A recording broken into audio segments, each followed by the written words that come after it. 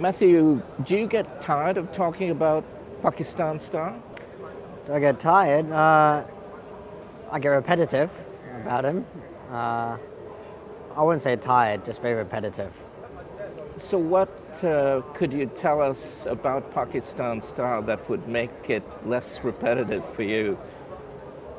Well, he's been a very quirky little horse, and he's been a juggling act in the mornings, and his training educational-wise. So it's been very educational for myself and the boys at the back in the yard, and I think he's brought out new life in myself as well. It's been a big backstory behind it all, into his preparation, leading to his first race and his second run as well. So, and hopefully I'll keep going. He seems to almost be a bit of a show-off, or seems to be playing with you. You know, it's a bit like missing the start, but a bit like playing with you and saying, "Don't worry, Matty. You know, we're going to get them." Is that kind of true? That he's a little bit of a? I think you got it more or less on the spot there. He's very. I think he's a very intelligent horse. He knows that he knows all about the racing, I believe, and it's exactly as you say. He knows where the horses are in the field, and I think he does know he's got the ability that he can run them down. I mean, it's very early days, but talking with Felix Kutsi, Felix used to talk to me about Silent Witness. That Silent Witness was so competitive, but he would play games with Felix. You know, it's a bit like he'd want to beat everyone and win easily. You think Pakistan Star is a bit like that as well? In a way, yes, I guess. I say he knows how to jump. He knows what he has to do.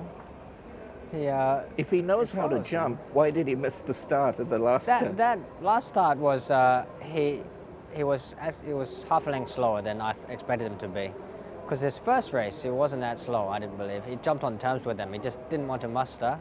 He couldn't muster, but he was looking around a lot. He was green and he wasn't controlling himself, his body properly. Whereas the second start, we believe he had progressed a lot mentally and physically wise. That off his trial, we expect him to jump with them and be able to attack, be right behind them and be more focused. But as I said, with his mindset, I think it's just his character. He's got such a strong character that he knows he's following. He knows he's right there in the race, even though he's detached, that he can pick them up quite easily when he latches onto them. Can you just take us through that last race? Like, even when he was being loaded, he seemed hesitant to go in. So can you just take us through? Again, I don't think he was very hesitant. It's just part of his character again. He just didn't want to go in. He's just being a bit of just wanting them to make him go push him in, and didn't want to be a bit of a pushover. Saying, "Come on, if you want me in, you got to push me in. You got to make me get in there." A bit boisterous, I guess. But once he got in there, he's fine. He's beautiful. He's quiet. I said we expect him to jump a bit better than he did. He just just past the gate, so we just half wanted to slightly sit down, so we missed it by half a length or so. But he jumped and he did travel. He felt better in the run, and I was actually having a bit of a talk to him. I knew that he was fine and he felt fine. He gave me the feeling that he was happy with this run, and that's all I wanted him to be. I wanted him to be happy in the run. You were talking to him during the race? Yes, I actually was. When I was a couple of lengths off the second last horse, and I was saying, "No, it's okay, buddy. We'll catch him. We'll run him down in the straight." And then the 500, 450, we're like, okay, now it's time to get a bit serious. Give him a bit of a click up. He lashed onto the second last horse, and then we just anchored him out. Let's go kill him. How was he when you pulled him out? How was it? When I pulled him out, he responded to me. He was listening. That's why I think he's very intelligent. He was listening to what I believe he was listening to what I was saying, because when I pulled him out, I went, let's go. He switched his legs and kicked 2 or 3 lengths straight away. And he picked them up so fast that I could see the first couple of horses, the leaders. And that I took a bit easy on him, and he started to idle in front again and take it a bit easy. So that's when I gave him another smack down the backside, just to make sure he kept his game on. And then he kicked again, and then all of a sudden he was like, there was no one in the vicinity of him, that he wanted to run towards the fence where the leaders were, and that's when I just pulled it through, and I just kept having to show him the stick just to try to keep his mind on the game because he was pulling up. What instructions did Tony give you? Hey man, be Hey, man. cool. Yeah, he said just ride a cool race. Well, try get him to jump on terms and don't get too far back. But if you're there, just keep him cool. Just keep cool, relax, and then let him do his work late. And how about your career after last season, which was injury plagued, and you've made a comeback, and now you're riding Pakistan Star. So do you attribute this to maybe the fact that you're now a husband, father, your mindset is different? I think so, yes. When I was off for a good 4 or 5 months, it gave me a long time to, it was very boring, but it gave me a lot of time to talk and to think about where I had to be, where I want to be properly in this game, how to balance my life, my personal and professional life, and how far I wanted to get going, how far I wanted to be up there, and push myself to the limit.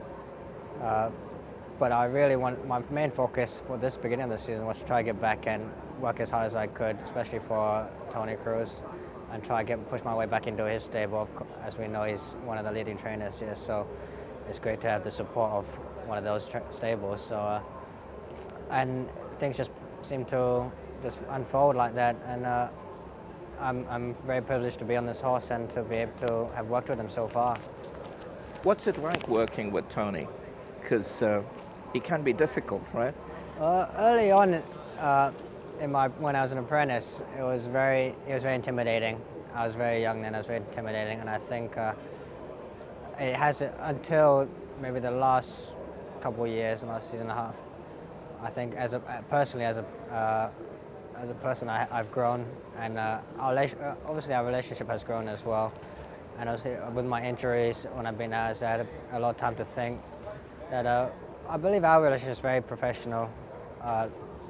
And Tony, as long as you come into work and you turn up and you put the hours in, he's there to support you. And he really, and he's said it many times, he really wants to support the local boys and stuff like that. So I hope to be his number one call-up for that position. Have you thought that if you look at your career, you've had California, now you've got Pakistan, you're a Hong Kong boy, so you're kind of like a United Nations of racing. You've had California memory, right? Now you got Pakistan Star, you're a Hong Kong boy, trained by a Portuguese trainer. How more worldly can it get? Oh, it's great. It's great for racing. It's great for Hong Kong racing. It's great for everyone, and no doubt myself as well. And I think that it all comes down to, I say, working relationships and getting along with each other and forging those relationships to get into those horses, from my point of view, and just get them stronger so we can produce racing results. And what are the owners like? Nice people, I hear, right? Oh, great people. They're one of the best owners I've met, and they seem very sincere, and they seem like a great family. And very devout Muslims, right? So they don't really gamble and they don't drink. So who takes the champagne after the win? Tony? I'm not sure, maybe. Maybe, but I personally don't really know them that well. But as much as I do, they're great people. They always say hello. They always seem very devoted to their horses, and they love their racing. So I say it's a great privilege to be working with this horse and with them and all the connections to do with Pakistan Star. Great. Thanks, man. Thank you.